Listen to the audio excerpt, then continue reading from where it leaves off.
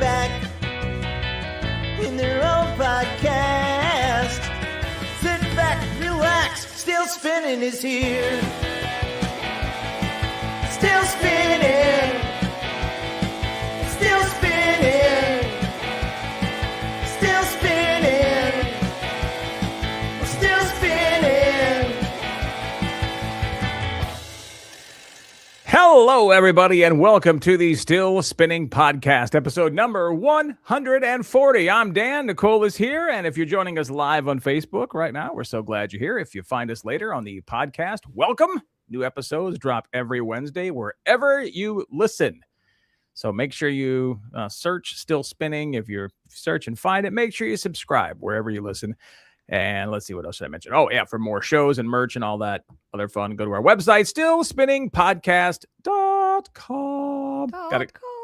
We have a great show tonight. Cole is going to kick us off.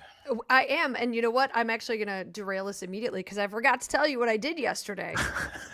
We sat here and talked for half an hour. Yes. Well, until someone had a printing emergency. Well, it was a 3D glue printer emergency. It was more of a glue emergency, and there was glue everywhere, and I had to go deal with that right before. So I apologize for us starting late for those of you watching live. That's on me. Before we get to our first official story, Dan, do you know the show Hot Ones? Nope. You don't? Where they eat the hot sauce and they start with the I guess I've seen. Yeah. You start. There's 10 different hot sauces and they get increasingly spicier. So 3 friends and Paul and I. Well, I guess Paul was one of the 3 friends. There were 4 of us. We did the Hot Ones challenge yesterday, and have still been paying for it today. If you know what I'm saying. I do. I mean, at some point, it's just unpleasant. There was a Jenny went to a culinary. So I was doing a radio convention down in New Orleans, and she went with. And while I was there, she did like a cooking class for the day. And it was, I believe, Big Kevin, was the chef's name, and he's a big guy. And he was talking about, if you go up and down New Orleans, like most tourist cities, they have those like hot sauce and mustard and all the sauce stores basically. And they all have, and then you get into the super hot ones and they're like mother effing hot and blah, blah, they come up with all these names. And he was so mad at those things because he's like, listen, there's a point where you can't enjoy the food. Like there's no point. Correct. Like this is not. And he was telling people, look, if you like hot sauce, here's the hot sauces to buy. These are hot. These aren't really edible. These other ones in these bottles. So yeah, once you got to, I would say the first 5 were definitely edible. Several of them delicious, especially the 1 and the 2. But boy, you hit 8, it's called Da Bomb, and there's no redeeming quality to it. 0. It doesn't have a good flavor. It's just... Where did you do this at? At our house. You can buy the kit. Oh. So our friend Jen bought the kit, and then we bought the wings, and then we did the whole thing. And then you have different things to try to help with the heat. We had milk, we had ice cream, yogurt helped. Milk helps. Milk, yep. Mashed potatoes with a crap ton of butter in them helped. Beer apparently helps. I don't drink beer, so that didn't help me at all. And so we did the Hot Ones challenge. Did you, out of curiosity, did you happen to throw in the Still Spinning hot sauce in there just to put that in the mix and see where that was going to be? Yeah. I feel like that would have been like a 1 or a 2. It's not because you start off not very spicy, like just a tinge of heat. Yeah. And boy, after 8, 9 didn't taste, or 9 wasn't bad after 8 because 8 was so bad. But then 10, I was like, I'm never getting this burn out of my mouth. Yeah, at some point you just blow up your mouth, and it's just now there's no, we can keep doing this. We can go all day now because now I have no feeling left in my face. There were some tears. I'm not gonna lie, there were definitely some tears. Yeah. So check it out, the Hot Ones challenge. I don't know that I'd recommend it. This is the second time we've ever done it, and it's hard on your system. Let's just say that. Well, I can imagine it would be. I mean, Yep. Plus, just a lot of wings. I was so full by the end because you eat 10 wings plus all the stuff you're eating in the middle. You eat actual wings, right? Not like the boneless wings. Yeah, no, we ate actual wings. Our friend who's a vegetarian had like vegetarian boneless ones, obviously, but we had actual. Okay. Went to the wing stop, got 40 wings. Just unmodified, just 40. Uncovered, plain. Okay. All right. Now, I know we have talked about the robots that deliver your food here in Chicago before. Yeah. Well, guess what, everybody? It's finally happened. They've gone berserk. They've gone rogue. They're on their own now. They've become they know what they can sense and feel things, and just like, you know what, today's the day I'm screwing something up. Yep, and what they can't sense or feel apparently is the glass bus shelters here in the city of Chicago. Not one, but two different machines from different companies crashed through them. And if you have seen, there's video out there, someone happened to catch at least one of them actually crashing through it. So not just the aftermath, but the actual act I saw of it just like smashing through it. Well, the best part of that video too was it comes up there and it's like, it's getting really close, and it goes, backs up and goes, nah, hang on a second. And it gives it just like a couple of seconds. It goes, yeah, I think we're good. And bam, smashed right in. Like it actually thought about it. And let me assure you, it is not because the glass is so clean that you can see that it looks like there's nothing there. I mean, especially the rains we've been having here in Chicago are very dirty rain. You go out in your car is just disgusting. So I don't think, like, if you've ever seen or been inside of one of those bus stops, clean is not even you can't even say it's relatively clean. They are they are clean probably for about a week after they get installed, maybe. And then from that point on, they are never clean, clear, see-through glass ever again. Ever. Yep. Yeah. One belongs to a company named Coco, and the other one, where is it? Oh, no, I lost the other name. But it was two different companies. But in the first one, when the first one happened, that was the Coco one, they said it was a rare, isolated incident and launched an internal investigation. And then it happened again, like shortly thereafter. And I mean, the aftermath is sad, but also kind of funny.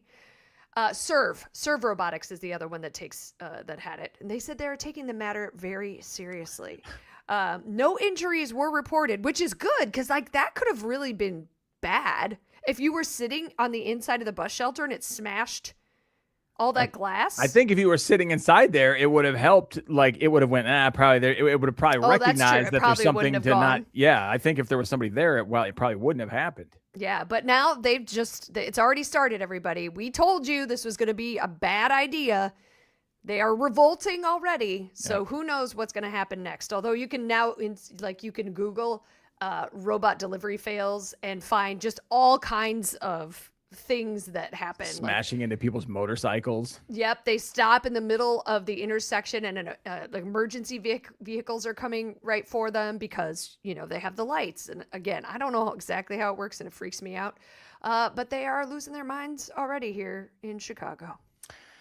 All right, well, let's go from one big city to another and hop over to New York. There's a guy there who starts spreading the news. Sorry. Here you go. Some news. A guy who apparently thought the bank robbing was his path to financial freedom. So he hit 6 Chase branches in 5 days across Queens, Brooklyn, Manhattan, and the Bronx. He handed each teller a note threatening them harm if they did not hand over the money. So 5 days, 6 banks. Wow. His total haul. It's got to be big. $605. What? How is that even possible? 3 of the branches told him no. Really? just no. And he walked out empty-handed. All right. So they've called him. Now, here's the thing, though. They've called him the worst bank robber in history, in the history of New York. He's still at large. Oh. So is he really the worst bank robber in history? Because he hasn't been caught yet. I mean, now, he's keeping it low. He wouldn't even have to report that. Oh, yeah. No, he would. Now he would have to report it on his taxes. Because it's over $600. He's just over the line. Mm-hmm. He could have $5. Yep. If he could have just held off and made $6 less, he would not have to report this on his taxes. But first off, that he's still at large is pretty astounding. Well, because I feel this is how the 911 call it. Chase Bank. What's the emergency? 911. Yeah, I'm in Chase Bank. We're being robbed. Okay, is the man still there? No, he left. Well, how much did he take? $63. If you were going to rob a bank, don't you think you have to commit to, following through on your threats? I think he just waited for like somebody to empty like whatever they had right in front of them and just turn and ran out. Like he didn't plan this very well. Like, Yeah.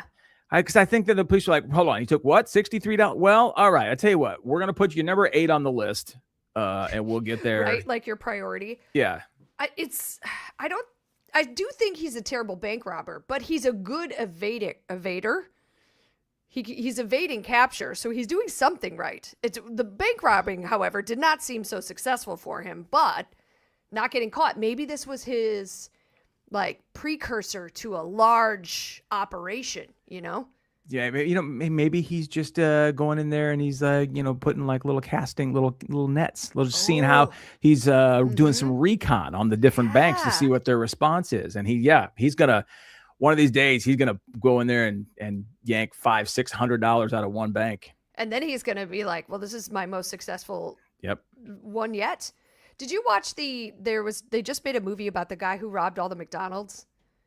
Did you see this? No. Apparently this is based on a true story. There was a guy that for a while was robbing McDonald's in one specific area of the I want to say it was like in New England somewhere.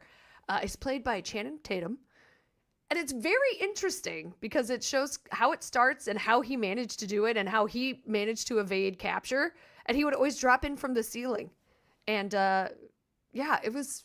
Check it out. I don't remember the name of it. While it was closed, I'm assuming. Well, it was closed, but then sometimes the employees would come in like in the early morning and he would put them in the refrigerator. And he got caught, I believe, because he gave somebody his coat once when he was putting him in the refrigerator and they tracked him backwards from that. Because his name was in his coat or something? Yeah, probably. It was probably like his pay stub or something. You know what I mean? No, I didn't see that one, Nicole. Yeah. It's interesting, but I'm just saying. Oh, Roofman. Yeah, that was the name of the movie. It's called Roofman. Roofman. Mm-hmm. All right. People will try anything. All right. I can't get enough of the AI and the robots today. Well, first of all, let's talk about how much you love AI. I do not. It freaks me out. I think it's going to be our downfall. I understand that it is helpful and cool, and I might be living with someone who loves it. I love it. I use it. I pay the big, because Claude has like, oh, hey, your casual user, your $20 a month plan. I pay the $100 a month plan to use. $100 a month to use AI? Yep. And I use it all the time. Like, in fact, I don't even like. Do you even try anymore? Well, but see, here's the interesting thing. What AI is doing at this point, and this is not the point where it's going to stay, I'm sure. But at this point, it is sort of taking all the mundane tasks and making them super simple to allow you the time to do the other stuff. For example, every morning I wake up, I say, hey, check my emails from overnight. Is there anything I need to respond to? And what have I not responded to the last couple of days that I need to? And it will go through and go, hey, well, your credit card's expiring, so you need to update your Zoom, blah, blah, blah. And it will give you the list and it will look at it and tell you. And then it'll be like, you want me to write a draft email for you about this? And I mean, it's every day. That's what I do. And then I use it several times throughout the day for other things. And all those tiny little all those little details you don't have to do anymore. Wow. But sometimes I'll also add, sometimes it is spectacularly wrong. Like that's it like so completely. You have to proof everything? Oh yeah. You got to proof everything. And then sometimes it just goes so far off the rails, for example, with my trivia game, I don't do it anymore. I'm like, hey, give me a list of trivia questions about Wisconsin. And the trivia questions it pulls up, they're wrong. I mean, it'll what year was Wisconsin a state? And it'll be like 1851. And I'm like, no, it's 1848. And then I'll type back, didn't Wisconsin become a state in 1848? Oh yeah, you're right. Absolutely. Good catch. 1840. And then I'm like, but like, that's a Where pretty is it easy getting one. its information from? Yeah, I don't know. So you do have to do like fact checking on the AI still. Maybe at some point you won't, but it's pretty crazy how wrong it is sometimes. Well, then this is even more alarming. This is a story out of a local news organization here in Chicago called Block Cub Chicago. An AI school with no teachers is opening in Chicago this fall. Beanbag chairs, soundproof booths, and portable whiteboards make alpha schools look more like a tech startup than a school. But its biggest break from tradition is not the design. It's an education model that uses artificial intelligence to teach core subjects while adults in the room serve as guides, not teachers. This Alpha School is opening this fall. It says its AI-driven model can help students learn core academics in just 2 hours a day, freeing up time for workshops, unique projects, and learning various life skills. They use only software, no textbooks, no homework.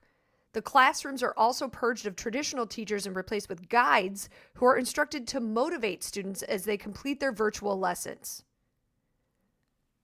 Okay. They have their own research done.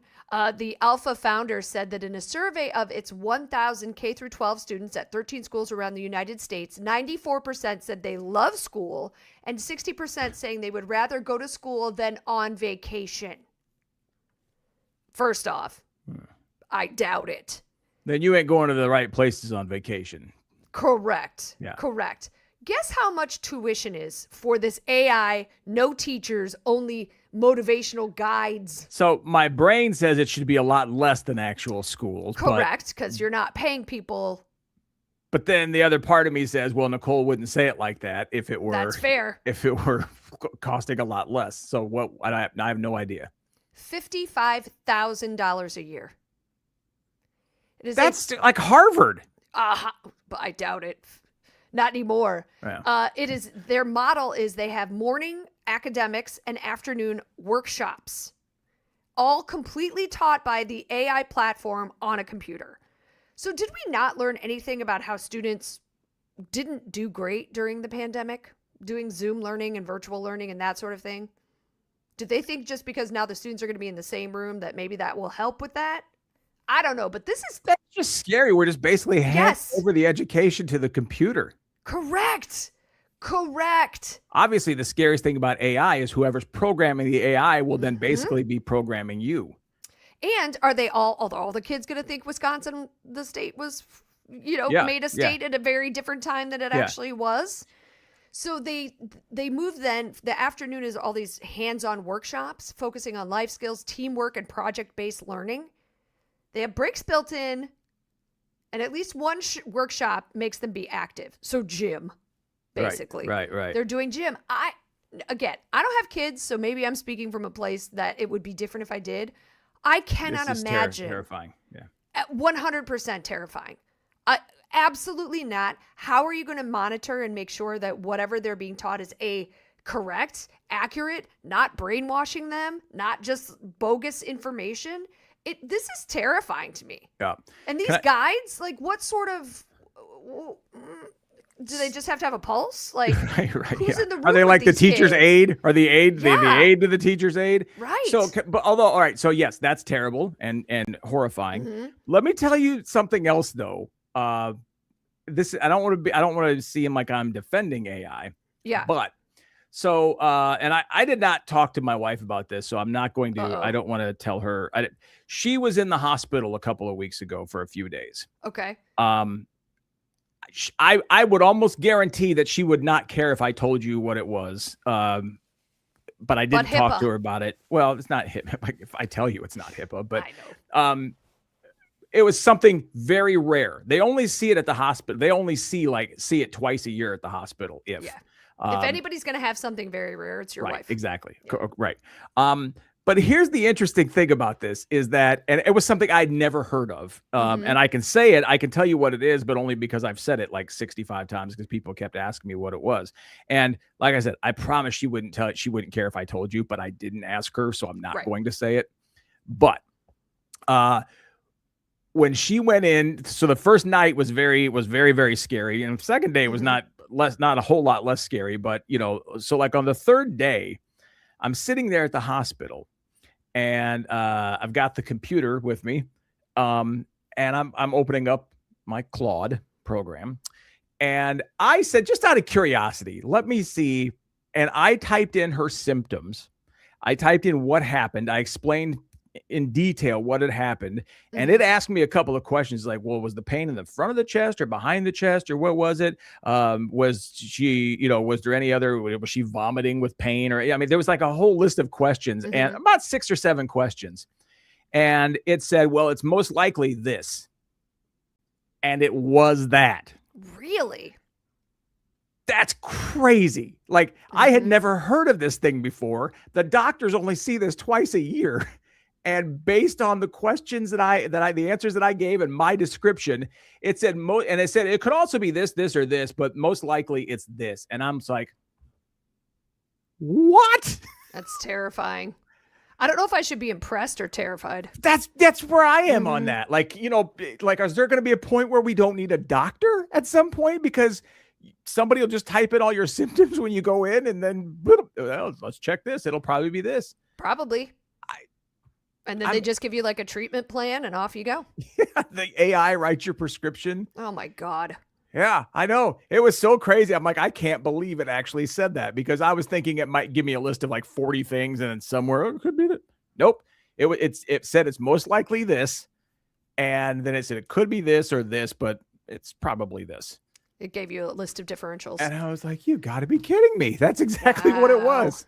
And I'd never heard of it before. Do you think there's part of it that it heard someone say it? Like it was eavesdropping and it's like, oh yeah, well, it's probably this. I don't think so. Yeah. But I do have it on my phone. So I suppose they say the AI now, unlike Google and, Facebook and all that do listen, they say that AI does not listen to your conversations. Sure. That's what they say.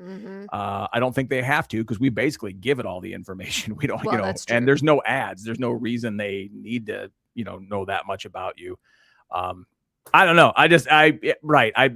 Maybe that's the way to make yourself feel better about this. Yeah. Maybe they were just listening and they happen to know it. Maybe, but it's probably not. They just know everything. I think they're taking all our information and figuring out how to program us. We're the simulation, like we're the Yep. We all think we're all. Yep. So watch for that school opening this fall. I heard something and I knew this, but when I heard it said to me today, it was very interesting to me. Now this is I apologize in advance. You're going to learn something. Oh no! We are breaking one of the cardinal rules of the Still Spinning podcast, but I'm ready. This came up because there was a conversation about, and again, I'm just floored that nobody knows that we're going to the moon in a few days again. Like it's happening again, and nobody's talking about it. Yeah.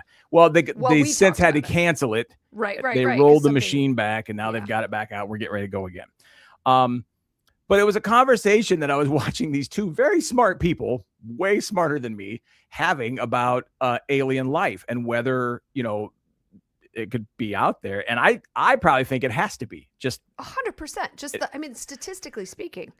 But here's what he said. It's interesting. He said, if there is somebody right now on another planet, say 50 light years away from Earth, and they have the exact same civilization that we have, and they're looking for us, they can't find us. If they do go, oh, hey, here's Earth, and they can somehow manage to, capture that image that's coming to them and sort of transform it into actual pictures or whatever, they're going to be looking at dinosaurs roaming the Earth because it took the so light long. Is millions, and it's millions of light years away. So they're looking at, the picture they're getting right now is from 50 million years ago. That hurts my brain. Right. Isn't that fascinating though? It's like, yeah, that's a good point. So when we look at, we're seeing something in space, like with those stars, that's not what's happening. And I know this, and I've known this, and I understand this, but then like you look up into space and you go, oh, look at this. There's some of those stars that aren't even there anymore. Because they've blown up millions and millions and millions of years ago. That's crazy. That's very crazy. Sorry. So I didn't want to, that's bordering on learning something. I apologize. It is bordering on learning something, but I'll allow it. All right. Thank you. Let's talk about Dayton Weber. Okay. You may know this name. I posted about this guy this week on Facebook. He's a 27-year-old. As a kid, he lost all 4 limbs to a bacterial infection. He went on to become a professional cornhole player. And built a public platform sharing his story of resilience and athletic achievement as a quadruple amputee. Kudos to him. I went and watched a video because I couldn't believe this. And he basically flings with, I don't know which where the arm cuts off, whatever. He flings, and the power that is required to, and then with accuracy to put that in the cornhole, basically. Yeah. That's pretty crazy, right? Yeah. That is very interesting. He was charged this week in Charlottesville, Virginia, with shooting a man during an argument. Attempted murder. How the hell did he pull the trigger? All right. So, I swear I am not trying to make fun of anyone, and because that to me, because this story is a very impressive and inspiring story right up till this point. To the murder part. To the murder. Let's just unpack it all. All right. Yeah. So so the three questions that come to my mind. Number one, professional cornhole player? I mean, I guess somebody's out there making, although I guess you could call yourself professional. What does it actually mean? You got paid $10 one time to play cornhole? Is that all it takes? I don't really know. That could be fair, right? He could make like $8,000 a year playing cornhole, and technically because he's paid to play it. Right. You are, I think that's the delineation, right, of a professional. No, that sounds like just a contest winner. Like if you're a professional, you need to have like sponsors, and you need to have people paying you to come play. All right. We'll have to look it up. Don't you though? Because otherwise, I don't know. Yeah. Do I seem like a professional sports anything? So that's for your first question. All right. Yeah. Second question. Okay. Then how does he play cornhole? Well, I answered that one because I went and watched it. I couldn't believe it. And then the third question, how do you shoot the gun? Like, how do you like? I genuinely don't understand that. He actually shot someone. Yeah. So I don't even know where to go from there. I just needed you to hear all of that in one sentence. So you understand how strange that story is. Yeah. Professional cornhole player, quadruple amputee. Let's start with that. Quadruple amputee, professional cornhole player, shot somebody in an argument. Was it like a road rage kind Sounded of like it was like a heat of the moment sort of thing. Yeah, like a spousal or sounded like maybe a lover's quarrel. Oof. Oh, James. Yeah, I wasn't even gonna pay attention to it. James. I was gonna just right on by it. Trying to be professional here, James. Yeah, James. We're trying to keep it above board. Yes.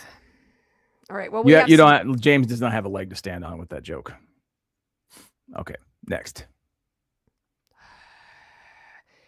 All right, everybody.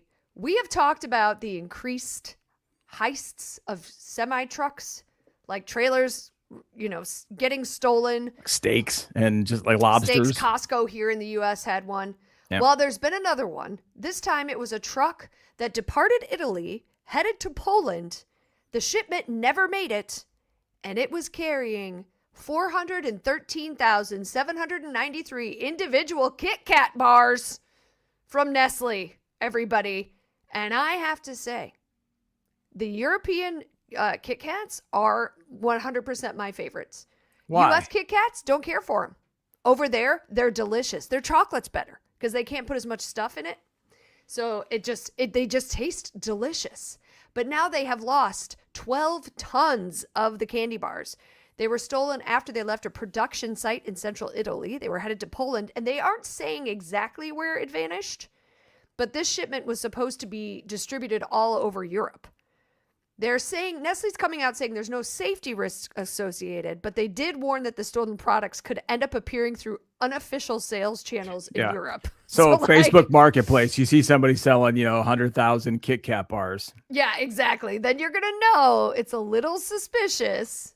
See, Eric knows Euro chocolate is so much better. It's so much better. So I would 100% get on board with why you would want to steal these.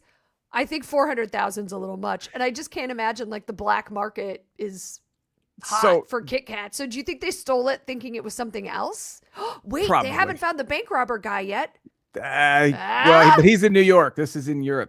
Maybe he took a plane. But do you know what I think is funny about this story?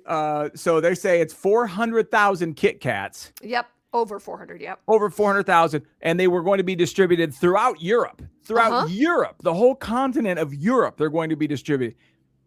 400,000 Kit Kats is probably what gets shipped to like Waco, Texas every month. Like they're taking it through all about Europe. Yeah. And 400,000, that's like Davenport, Iowa. They get that's their That's shipment. just their cut. It just shows how we are. That's in my brain. That's just a U.S. European thing there. But yeah, well, it could also mean like 4 different countries or 4 different cities. I have no idea. I don't know how their distribution goes. But someone's out there eating a whole lot of Kit Kats, baby. All right, last story. We're gonna do bonus time today because we're going to do bonus episodes. So yeah, that's true. We need to get a couple ones. We needed to allow everyone who has not been a spinner up to this point to enjoy the pure bliss that is the still spinning bonus spin. Yes. So we'll do one of those pretty soon. Okay. All right, small town in France. The population is 2,785. I can't even pronounce the name of the name of the town. I'm not going to try it. Okay. The mayor is up for re-election. His challenger is a 28-year-old far-right candidate named Antoine Renaud Zelensky. Mm-hmm. So now apparently the name Zelensky is not so popular in France. I don't know the global politics of what of what's going. Well, I mean, I know Zelensky's from Ukraine, like he's the guy running, but I don't know where the French fall in the whole Ukraine-Russian thing. Okay. I know that they would be running the other way if it were happening in their country, but I don't know where they fall that it's happening. Oh, come on. But anyway, it's neither here nor there. Not the point of the story. So you've got this guy named Zelensky running against the mayor. The mayor's name is Charles Hittler. Stop. Charles Hittler. Now there's 2 T's. It's Hittler, but still. Don't you change it? Like if your last name is that close, maybe it's and you're in France, right? Maybe it just hits a little different there. I would change my name. That is illegal. I don't think there's anybody. I wouldn't have guessed there's anybody in the world with the name Hittler. That man was so bad. Nobody would ever have that name again. And nobody will ever have that little tiny mustache ever again. Right. Ever. Yeah. Because it used to be popular. If you go look at pictures in like the 1910s and, like 1915s, like a lot of army generals in the U.S. used to have that little, that used to be a pretty popular thing. You've never seen that. Yep. Since like 1945, ever. No, nor should you. Nor should it just has such a connotation of that. So unpopular that he ruined an entire facial hairstyle and a name.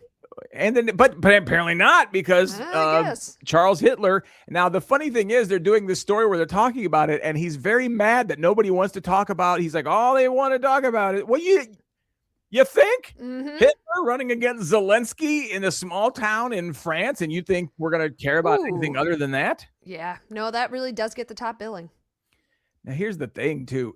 March 22nd was the election, but I couldn't find any results. Really? I want to see the headline, Hitler wins in but apparently his dad was going to change the family name after World War II, but it was too expensive.